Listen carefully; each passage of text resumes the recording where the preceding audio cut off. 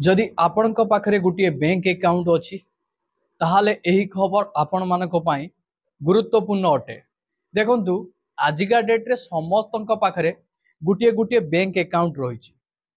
आज्ञा bank account रहीबाटा बड़ कथा नुहे, किंतु बैंक अकाउंट संबंधी तथ्य गुड़िक जानिबा आपण मानक पई रही गुरुत्वपूर्ण। आपण मानकर अकाउंट टंका रखिबा पई नुह, यह सहित जड़ित 10टी कथा आपण माने जानतु। आपण मानकू एही 10टी सिक्रेट लोक माने खुशामत करिकी पचारिवे जे सेविंग अकाउंट रे को 10टी गुप्त कथा एमितिका रहिछि आपण माने जानिबा निहाती जरूरी। तो यार डिटेल्स मु एही वीडियो माध्यम रे मु आपण मानकू स्टेप बाय स्टेप जणाइबी। सेति पई आपण वीडियोटी को बिना स्किप रे शेष पर्यंत देखंतु, जहा फल रे आपण जानि परिबे बुझि परिबे।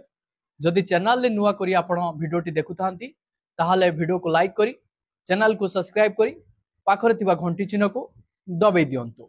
तो चलंतु आज रे एक नुआ वीडियो रे आपण समस्त को स्वागत जनाउची। देखंतु आजिका डेट रे प्राय प्रत्येक लोकंक पाखरे गोटे अकाउंट अछि। लोक माने एहाकू केवल टंका रखिबार एक माध्यम बोली भाबंती, किंतु वास्तवता हेउची संचय खाता अन्यान्य अनेक उद्देश्य रे मध्य उपयोगी। एठारे एपरी 10टी लाभ एवं गुरुत्वपूर्ण जिंस अछि जहा प्रत्येक खाताधारक जानिबा उचित। आपण मानकर प्रथमतः टंका सुरक्षित रखिबार सबुठारु सहज उपाय। देखंतु आपण मानकर टंका को एक संचय खातार सुरक्षित रखिपारे एवं आवश्यक हेले उठेई पारिबे। घरे टंका रखिले चोरी किंबा हजि जिबार भय रही थाए, किंतु जदि आपण एहाकू बैंक रे जमा करंती तेबे एही दायित्व बैंक रे हो जाए। 2 नंबर रे सहज कारबार। देखंतु एही अकाउंट साहाय्य रे आपण जेकोसी व्यक्ति को टंका पठेई पारिबे एवं निजे मध्य टंका मागी पारिबे। ऑनलाइन ट्रांसफर सुविधा सहित टंका पठाइबा एवं ग्रहण करिबा एबे किछि मिनिट रे कथा होई गलानी। 3 नंबर रे आपण मानकर बिल पेमेंट रो झंझट शेष हो जाइछि।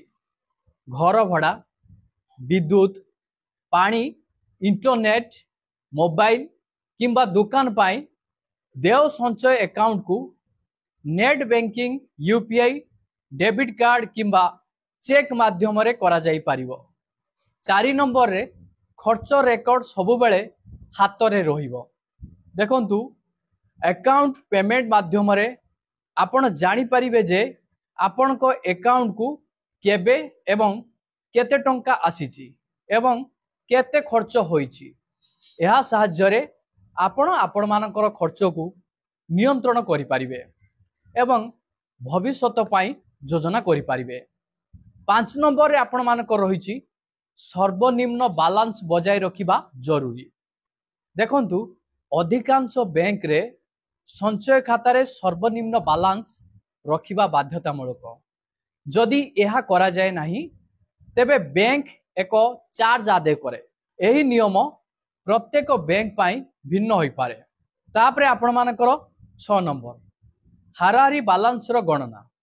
देखंतु सर्वनिम्न बैलेंस मासर हाराहारी हिसाब रे गणना करा जाए, दैनिक हिसाब रे नुह।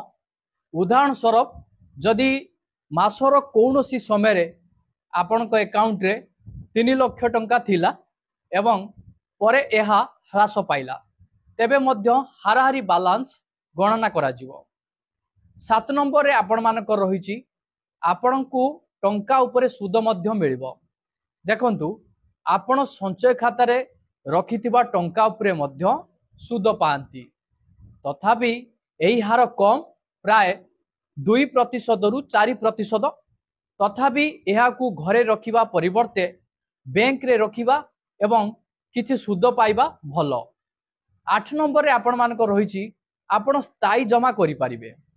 देखंतु जदि आपण जानती जे आपण दीर्घ समय पाई टंका संचय करि परिबे नाही तेबे आपण मानकर संचय खातारू एक एफडी करि परिबे। एथिरे आपनकू अधिक सुध मिलिबो। किंतु मने रखंतु जदि आपण समय पूर्वरु एफडी भांगी दियंती तेबे आपनकू एक चार्ज देबाकू पड़ी पारे। 9 नंबर रे आपण मानकर रहिछि सुद उपरे टिकस लागू हुए। देखंतु संचय खातारे अर्जित सुद कर योग्य। एहार हार आपनको टिकस लाभ उपरे निर्भर करे। तेणु संपूर्ण सुद आपण मानकर नुह आपनकू एहा उपरे टिकस देबाकू पड़िबो। 10 नंबर रे आपण मानकर रहिछि 10,000 पर्यंत रिहाती। देखंतु धारा 80 टीटीए अनुଯାयी संचय खातारू अर्जित सुद उपरे 10,000 टंका पर्यंत रिहाती उपलब्ध। यार अर्थ हेउची जदि सुद या ठारू अधिक हुए तेबे ही टिकस देबाकू पड़िबो, अन्यथा छाड़ उपलब्ध हेबो। देखंतु आजिका डेट रे आपण मानक पाखरे गुटे संचय खाता अर्थात सेविंग अकाउंट टी निहाती रहिया दरकार। जदि आपनक पाखरे सेविंग अकाउंट टी रहिछि आपण माने भलो भाबरे ट्रांजैक्शन करूचंती ताहाले आपण मानकू अनेक प्रकार सुविधा सुजोग मिलिबो बैंक तरफरु। किंतु किछिटा गुरुत्वपूर्ण काम प्रति आपण माने विशेष ध्यान दबा उचित। काहेकि ना आपण मानकर 3 मास मध्यरे जदि कौनसी ट्रांजैक्शन आपण न करिवे ताहाले आपण मानकर अकाउंट टी मध्य फ्रीज हेइ जिवो। पुनः आपण मानकू अनफ्रीज करिया पई ईकेवाईसी फॉर्म मध्य फिलअप करिया पई पड़िबो। आपण मानकर आवश्यकता डॉक्यूमेंट्स मध्य जॉइंट करी फॉर्म टी को आपण मानकर बैंक रे डिपॉजिट करिया पई पड़िबो। सेति पई आपण माने सबु बेले सचेतन सतर्क रहिबा दरकार। आपण मानको अकाउंट रे किछि ना किछि 3 मास मध्य रे ट्रांजैक्शन करिवे।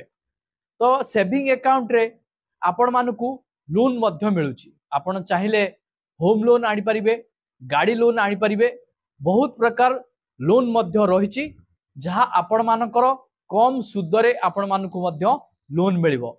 जहा आपण मानकर थर्ड पार्टी लोन आपण मानकू दबो नाही, किंतु बैंक आपण मानकू थरे लोन देला परे आपण मानकर झिंझट ही खत्म होई जिवो। किंतु जदि आपण माने थर्ड पार्टी रु लोन आनुचंती आपण मानकू टेंशन देई देई का आपण मानकू मारी देबे। सेति पई बैंक रे जदि आपण मानकर ठीक भाबरे ट्रांजैक्शन होउथबो, लेन देन ठीक चालीथिबो, तो ताहाले आपण मानकू लोन टी मिल जिवो, अप्रूवल हेइ जिवो बहुत कम समय मध्य रे। सेति पई आपण मानकर अकाउंट को सबु बेले आपण मानकर ट्रांजैक्शन किछि ना किछि करि चालिबे, जहा फल रे आपण माने बहुत प्रकार सुविधा मध्य बैंक तरफ रु पाई परिबे। या सहित मु आपण मानक कहबी टंका आपण घरे रखिबे। घरे रखिले कौनसी कारणवशतः टंका आपण मानकर चोरी हेइ जिवो, टंका हजि जाई पारे। आपण माने टेंशन नेबे काहे कि टेंशन आमे बैंक वाला को दे दवा, आमे बैंक रे टंका रखिबा, बैंक वाला से टेंशन गुडी को नेबे।